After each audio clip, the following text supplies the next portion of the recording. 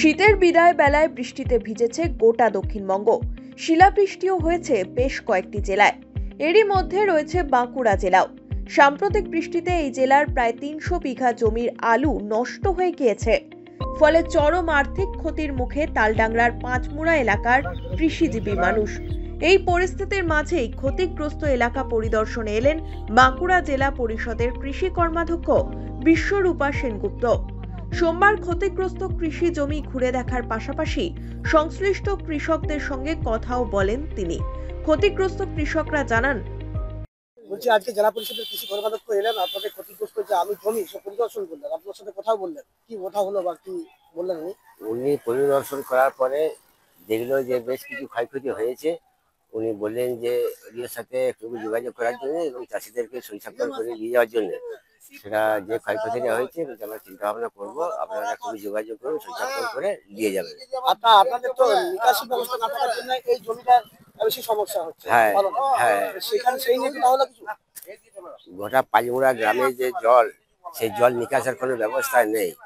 সেই সমস্ত জল এই আলু জমির উপরে ভেসে যাওয়ার জন্য অনেক ক্ষয়ক্ষতি হয়ে গেছে, ডুবে গেছে একমাত্র। তাহলে ওইটা যদি নিকাশ করা যায়, সেই জন্য আজকে বললাম যে ঠিক আছে, ওটা নিয়েও চিন্তা ভাবনা আমরা করবো, এই আশ্বাসটা আমাদেরকে দিয়ে গেছেন।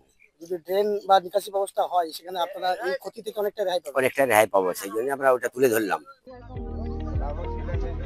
ক্ষতিগ্রস্ত আলুর জমি পরিদর্শনের ফাঁকে বাঁকুড়া জেলা পরিষদের কৃষি কর্মাধ্যক্ষ বিশ্বরূপা সেনগুপ্ত বলেন, আমি আজকে খবর পেলাম যেরকম আজকে অনেকগুলো জায়গাতে, বিশেষ করে আপনার সাবরাকোন, তালডাংরা, সিমলাপালটা ব্যাপক ক্ষতি হয়েছে, কতুলপুরেও হয়েছে।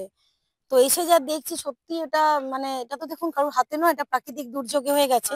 আলুটা একদম নষ্ট হয়ে গেছে, আলুটা তোলাও যাবে না। চাষিদের সাথে কথা বললাম, তারা বলছেন অলরেডি আলুটা মাঠেই পচে গেছে।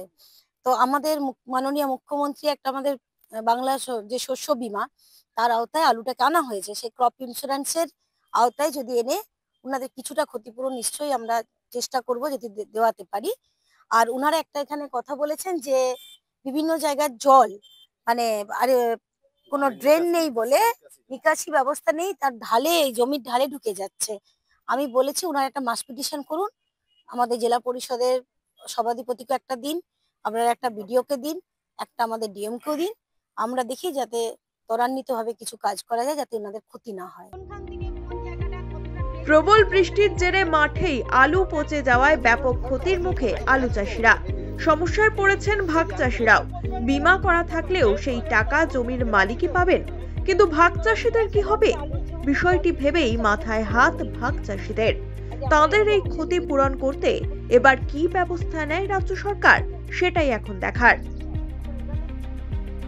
Bureau report, one India Bangla.